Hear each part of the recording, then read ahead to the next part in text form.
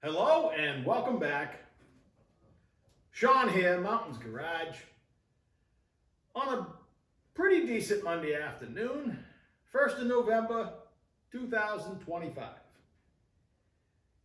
I hesitate to continue forward with this video, but I will, because you already think I'm crazy. I don't think this is going to help. But what I'm sitting in is a 1924 Willys Overland, model 97 maybe? I don't know, I gotta look that part up. A friend of mine found it about 3 months ago. I'm just gonna piece the story together, but the gentleman that had it got to his house pretty late at night. They got to talking, and he told him, hey, if you got the courage to put this thing back together, you can have it. He sent me a picture of it because they didn't know what it was at that point. And it looked like a wheelbarrow tub. It was about 8 inches narrower and kind of looks like a Model A now. As long as you don't look too close, but he got in contact with somebody that I believe had something to do with Hemmings Motor News, and they figured out what it was, or what it used to be. So he is a high energy guy. He likes to do projects, and he ripped right into it. And in 3 months, up until this morning, it had an engine in it that actually ran. Of course, it didn't drive and everything, even though it had a drive shaft and a shifter and everything. It wasn't finished by a long way, just mocked up. And a few weeks ago, he started talking about selling it, and long story short, here it is in my garage, and we did some trading and whatnot. And I had talked myself out of it a few times. I have a lot of projects already. I don't need to start on another one, but I love projects. And there's something about this little thing that, I don't know, it's there's a lot of fun in relatively inexpensive vehicles.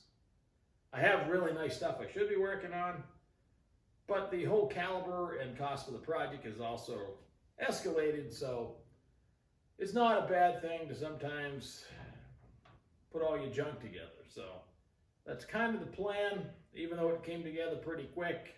Less than 24 hours ago, a deal was struck, and now it's home.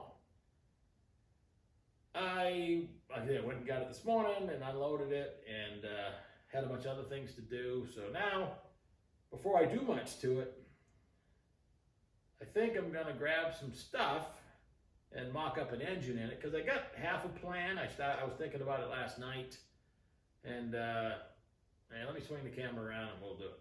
I had to look up his original text when he figured out what it was. 1924 Overland, model 91, not 97. I'm thinking the wreck of the old 97, but it's 91. So he had it, like I say, he had a 327 and a Power Glide transmission in it. And it's got an 8-inch Ford that probably needs to go. Brand new Speedway front axle. Vega steering box, steering column. It has firewall and floors and a couple bomber seats, a pickup bed, a trailer hitch. It'll be interesting. I got a vision of junk I have laying around that maybe I could make something that I've always wanted, which is a full-fended Roadster pickup. This is a pickup.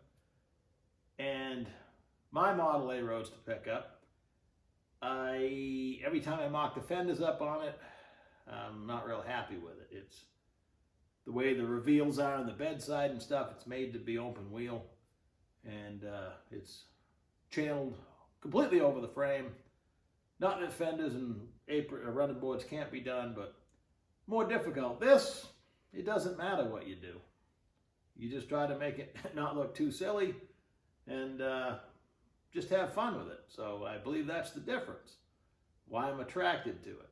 That, and I have a set of fenders kicking around and 2 sets of running boards, and several sets of rear fenders, and again, I don't think I can do any wrong because it's all wrong. So I have just a dummy motor here, and while I was building it and rebuilding it in my head overnight, I see no reason, well, I see reasons both ways, but to at least try to mock it up with a 4-speed Power Glide and all the GM manual transmissions of that era, 3-speed and 4 speeds. They're all the same length, they all take the same mount and basically the same size, if not maybe a little smaller. I want to see where the shifter falls. There's not a lot of room in there. You can't go taking up a lot of real estate, but it's been done. There's lots of Model A size vehicles that have, back in the, my son said this last night. He says, back in the olden days. I'm like, olden? He said, back when you were a kid. So I'm going to try setting this in there. He gave me the motor mounts. I already stuck on there. This motor's been sitting around forever. It's just a mock-up Bellhausen and an empty Muncie case I have. Let's jab it in there, see what it looks like, and then we'll worry about headers and stuff.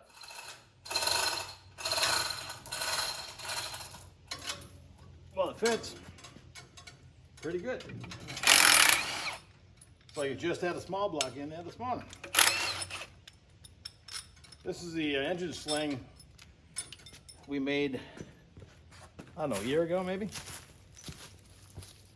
Only second time I've used it, but it works good when you have a big induction in the way.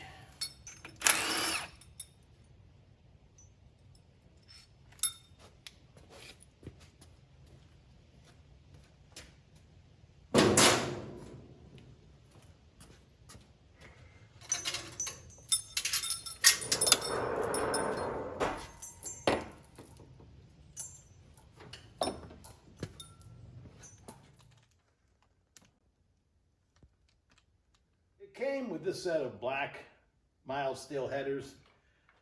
They actually come out and clear the rocker panel, if you will. And you could run exhaust. It would kind of, well, you could angle it to match the angle of the rocker panel, or you could kind of sneak it underneath so you didn't burn your leg as much. Not a bad option. Clears everything, plenty of ground clearance, but no clearance for fenders. And I believe I want fenders of some sort.